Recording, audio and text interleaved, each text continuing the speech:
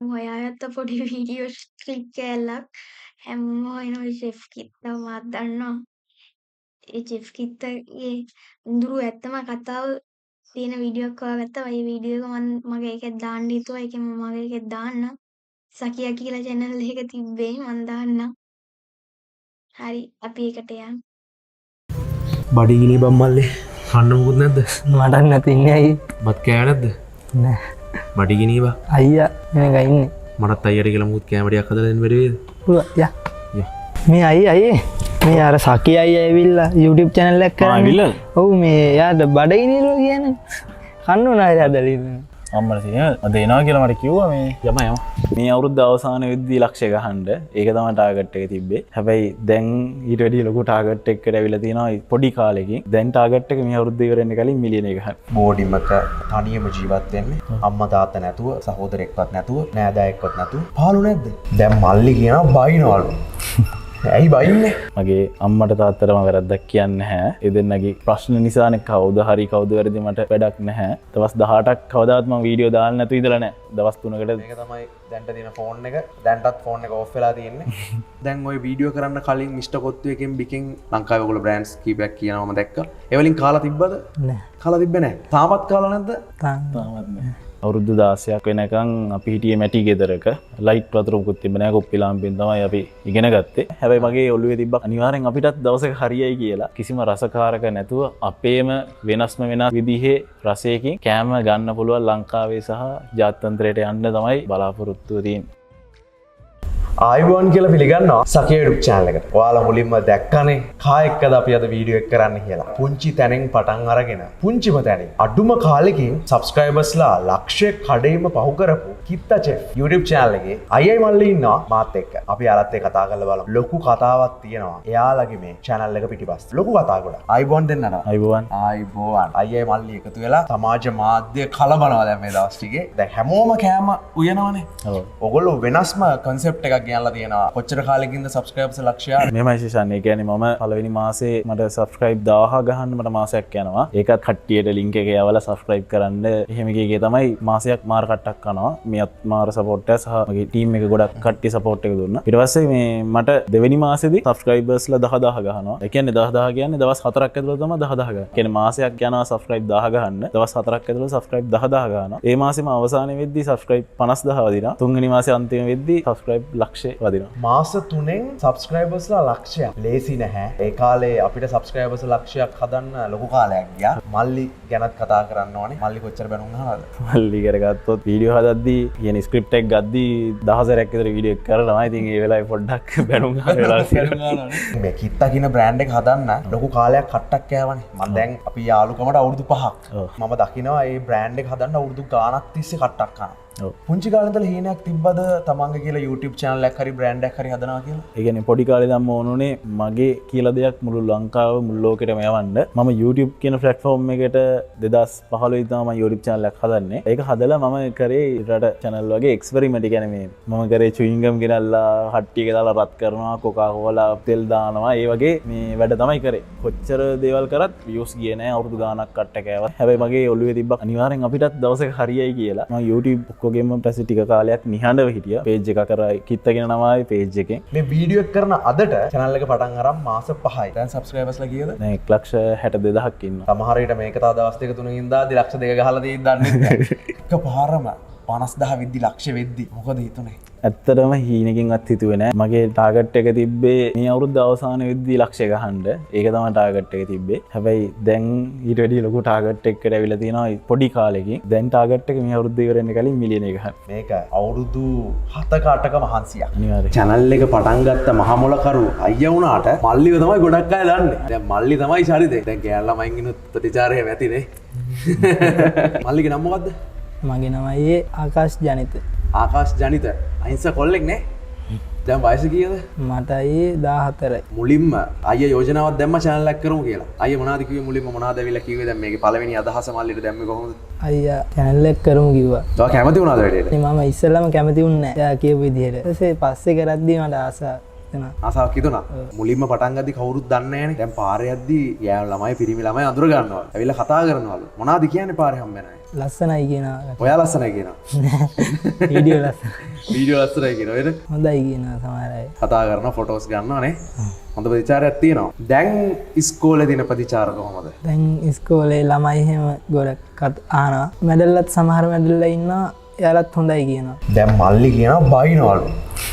ඇයි බයින්නේ? අයිනික නිකන් ඉන්නලාට පොඩ්ඩක් බයින්නේ වීඩියෝ කරනලාට තමයි බැනුම් අහන්නේ මේ කියන්නේ බුරු කියන්නේ මගේ වීඩියෝස් සම්පූර්ණයෙන්ම වීඩියෝ රෙකෝඩ් කරන්නේ මෙයා. ඒ කියන්නේ මේ වයසට එයා මාර්ගයමක් ගහලා තියෙනවා. කෑම හදන්න පොඩි කාලේ ඉඳලා පුළුවන්ද කොහොමද කෑම හදන්න පුරුදුනේ? කෑම හදන්න කියන්නේ මම ඇත්තටම පොඩි කාලේ ඉඳන් කෑම උයන්න පුළුවන් මට. රෙස්ටොරන්ට් එක වැඩ කරන ෂෙෆ් කෙනෙක් හිටියා මගේ යාළුවෙක්. එයාගෙන් ඉගෙන ගත්තා. කියන්නේ මම ගොඩක් වෙලාවට කිචන් එකේම තමයි ඉන්නේ.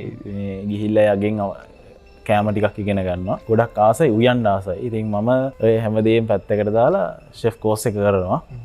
කෝස් එක මේ ළඟදී ඉවරුනේ. එහෙම තමයි උයන්න පුරුදු උනේ. කෑම හදන්න පුළුවන් වෙන්නේ ජීවිතේ ගොඩක් වෙලාවට පොඩි කාලේ ඉඳලම තනියම ගත කරන්නේ. අනිවාර්යයෙන්. තනියම ජීවිතේ ගත කරන්නේ. ඒක ගැන චුට්ටක් අපි කතා කරමු. ඒ ගැන කතා කරන්න ඇත්තට කැමති නෑ. ඒ වුණාට මෙහෙම කතාවක් කියන්නම්. මොකද අනිත් කට්ටිය පස්සාවට පත් වෙන්න කැමති නෑ මම. අවුරුදු 1.5 ඉඳන් තනියම හැදිච්ච කෙනෙක්. මගේ අම්මට තාත්තටම වැරද්දක් කියන්නේ නැහැ. ඒ දෙන්නගේ ප්‍රශ්න නිසානේ කවුද හරි කවුද වැරදි මට වැඩක් නැහැ. මොකක් හරි එහෙම ජීවත් වෙන්න බැරි නම් ඔයා වුණත් මං වුණත් එහෙම දෙයක් වෙන්න පුළුවන් නේ. මං අවුරුදු 1.5 ඉඳන් ආච්චි සියගාව හැදුනේ. අවුරුදු 16ක් වෙනකන් විතර ඔයාවත් දන්නේ නැතුව ඇති හැබැයි. අවුරුදු 16ක් වෙනකන් අපි හිටියේ මැටි ගෙදරක.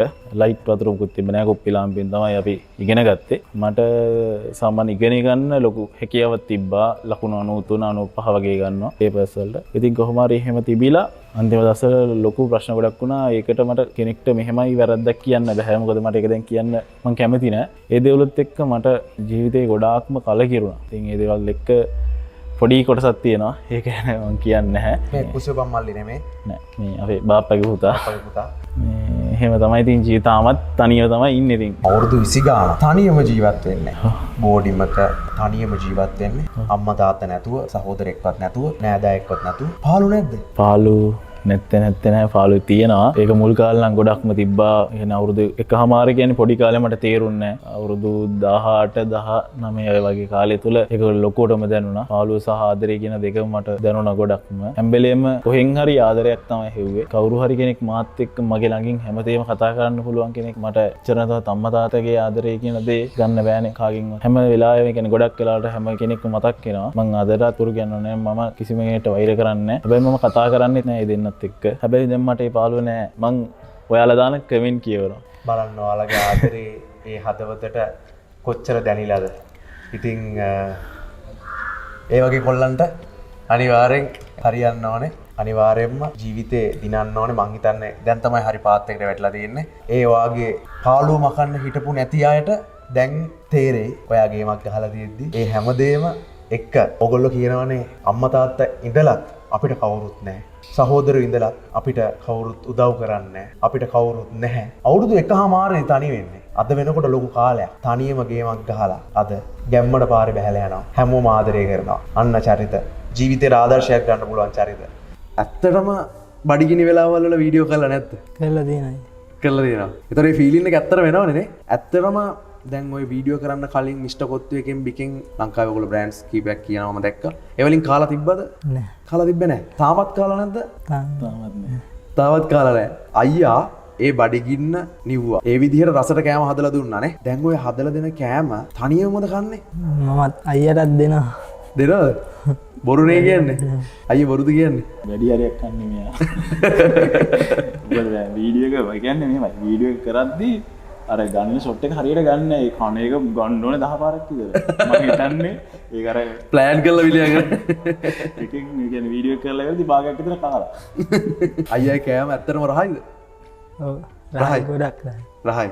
දැන් පාරේ යද්දි එහෙම මල්ලිට නම් සැහැන්න ප්‍රතිචාර. අයියට කොහොමද ප්‍රතිචාර? ඇත්තම කිව්වොත් ඒ කියන්නේ මමත් පාරේ යද්දි කට්ටිය කතා කරනවා ඔයා නේද වීඩියෝස් කරන්නේ. ඇත්තටම හොඳ ප්‍රතිචාර තියෙනවා. ෆොටෝස් ගහනවා කතා කරනවා. අද වෙද්දි මහරම ලොකු ප්‍රතිචාර තියෙනවා. ඒ කියන්නේ පබ්ලික් ප්ලේස් වලට යන්න බැරි තරමටම කට්ටිය කතා කරනවා. හරිම සතුටුයි ඒ ගැන. ඒ කියන්නේ අනිවාර්යෙන්ම. දැන් මේ YouTube channel එකට අමතරව තව මොනවද කරන්නේ? ඔය කිව්ව හරි මම මාස 3කින් subscribe ලක්ෂ ගැහුවා විතරක් නෙවෙයි. ලංකාවේ අඩුම කාලෙකින් cooking short video විතරයි. දිග වීඩියෝ එකක්වත් දැම්මේ නැහැ. short video වලින් විතරක් අඩුම කාලයක් තුළ ලක්ෂ ගහපු එකම channel එක. ඒ වගේම තමයි මට ඉන්න fan base එක. fan base එක කියනකොට මම කැමති ආදරණීය මිනිස්සු ටික. එයාලා අච්චර මට ලොකු support එකක් දෙන්න එක හේතුවක් තියෙනවා. ගොඩක් YouTubersලා ඉන්ටර්ව්‍යු වල මම දැකලා තියෙනවා කොහොමද YouTube එකේ subscribe ලක්ෂ ගහන්නේ කියලා. මම කරපු එකම දේ තමයි ඇති තරම්ම රෙස්ටුරන්ට් වලින් කතා කරනවා ඇවිල්ලා එයාලගේ රෙස්ටුරන්ට් එකේ වැඩ කරන්න කියලා. මම යන්නේ නැත්තේ හේතුව තමයි මම මගේ කාලය වෙන් කරලා දීලා තිනවා මගේ ආදරණීය මිනිස්සු ටිකට. හේතුව තමයි මම කිසිම ජොබ් එකක් කරන්නේ අද වෙද්දි මම ඒ වෙලාවේ කරන්නේ හැම කමෙන්ට් එකකටම රිප්ලයි කරනවා. අද වෙද්දි මගේ YouTube TikTok කමෙන්ට් දාපු හැම කෙනෙක්ටම මම කමෙන්ට් දානවා. කිසිම කෙනෙක්ගේ කමෙන්ට් එකක් බලන්නේ නැතුව එහෙම යන්නේ නැහැ. කමෙන්ට් බ්ලොක් වුණත් මම ආයෙත් මහරෑ වුණත් ඒ ටිකට රිප්ලයි කරලා තමයි මේ නිදාගන්නේ. මම හිතනවා ඒක තමයි මෙච්චර මිනිස්සු ගොඩක් මේ තරම් ඉක්මනට අපිට ආදරය කරන්න කියලා. මේ දවස්වල මොකද වෙන්නේ? මේ දවස්වල කියන්නේ මේ දවස්වල ඇත්තටම මම දවස් 18කින් වීඩියෝ එකක් දාලා නැහැ. ඒක ප්‍රශ්නයක් තියෙනවා මේ අපි ගියම අවුල නැහැ. ඒ කියන්නේ මේ මට මම දැන් මේ වෙලාවේ පාවිච්චි කරන ෆෝන් එක මේක තමයි මගේ ෆෝන් එක. මේක තමයි ෆෝන් එක. මේ මෙයත් එක්ක ආව මල්ලි කෙනෙක්ගේ ෆෝන් නැත්තම ඇතේ තියන් ඉන්නේ. මේකෙත් දැන් ඕක ඔෆ් වෙලා තියෙන ඉඳ තමයි දැන් අද ඔයා මේ වැඩ ටික කන්ටැක්ට් කරගන්න මම මේක ඉල්ලගත්තා. මේකේ හැබැයි මේ තිබ්බට කැම් එක ක්වොලිටි නැහැ. ඔගේ තමයි මේක Samsung S10 එක. මේකේ කැම් එක ක්වොලිටි මේ ෆෝන් එක හොඳයි. හැබැයි දැන් තියෙන තත්ත්වෙත් එක මට වීඩියෝ එකක් කරගන්න බැරි තත්ත්වයක තමයි තියෙන්නේ. දවස් 18ක් කවදාවත් මම වීඩියෝ දාන්න නැතුව ඉඳලා නැහැ. දවස් 3කට මේක තමයි දැන්ට තියෙන ෆෝන් එක. දැන්ටත් ෆෝන් එක ඔෆ් වෙලා තියෙන්නේ. බටන් එක වැඩ. අපේ මේ වීඩියෝ එක ඊපස්සේ ඉන්න මල්ලික තමයි මේ ෆෝන් එක ඇත් එක්ක ආපු. ඒ වගේ කට්ටක් කනවා.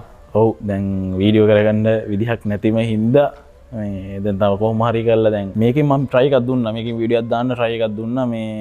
මේක Apple එකක් වගේ වෙන මේක Apple එකක් නෙමෙයි මේක ZTC ෆෝන් එක. නැත්නම් ඒකට ඒ කියන්නේ Apple ෆෝන් එකක් අතේ තියෙන. මේකෙන් try එකක් දුන්නා හරියන්නේ නැහැ. මේ edit එක ගහද්දි මේ quality අඩු වෙලා නැන්නේ. එතකොට ඉතින් upload කරලා තවත් quality අඩු වෙනවා.